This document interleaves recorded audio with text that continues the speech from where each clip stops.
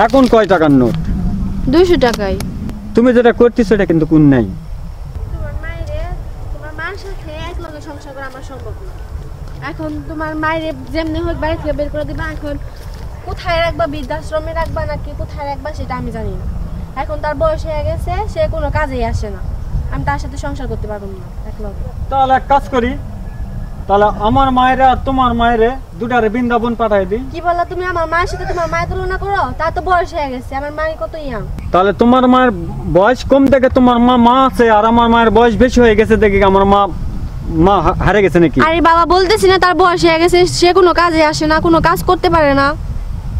তাহলে ওই তো আমি বললাম, তাহলে এক কাজ করি, তোমার মায়ের আর আমার মায়ের বৃন্দাবন পাঠায় দেখ, হেরা বনে বসে দুইজনের হাত দিয়ে মোলে আলা পাতা খাক, দুই বিয়ানে, আর মনে করো যে গল্প। তুমি আবার আমার মায়ের সাথে তুলনা করতেছো। আমার মায়ের কোথায়, তোমার মায়ের কোথায়? তোমার মা একদম বৃদ্ধ হয়ে গেছে, তার অনেক বয়স হয়ে গেছে।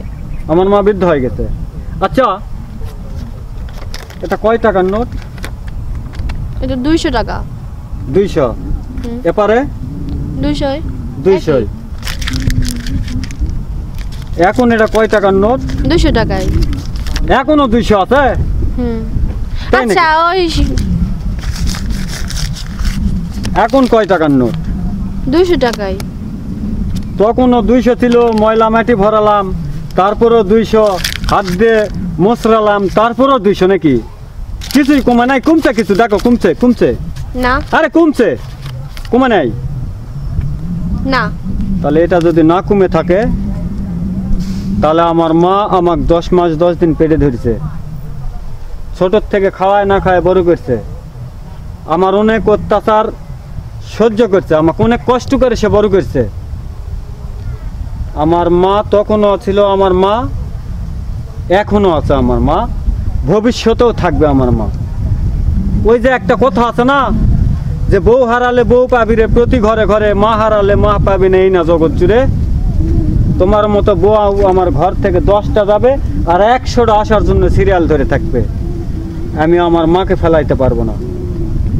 তুমি আমার সাথে সংসার করলেও ভালো, না করলেও ভালো। মনে করো আমার মা যেভাবে ছিল ওইভাবেই থাকবে। আমার মা তোমার তাবিনে চলবে না, তুমি আমার মায়ের তাবিনে চলবা। তুমি আমার সংসার করবা নাকি করবা না, সে ডিসিশন তুমি নেবা। আচ্ছা, এটা কি তোমার শেষ কথা? হয়, এটাই আমার শেষ কথা। তাহলে তুমি তোমার মার জন্য আমাকে হারাতে চাও? তুমি চলে গেলে চলে যাবা, আমার মাকে তো আর তোমার জন্য আমি ঘর থেকে বের করতে পারি না।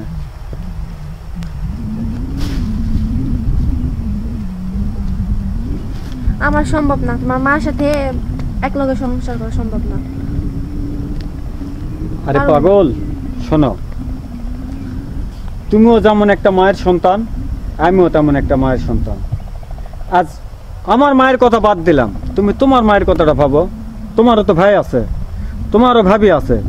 যদি তুমি আজকে যেভাবে আমাকে প্রেশার দিতেছ, যদি তোমার ভাবি যদি তোমার ভাইয়ের প্রেশার দেয়, তাহলে তোমার মায়ের অবস্থাটা কি হবে?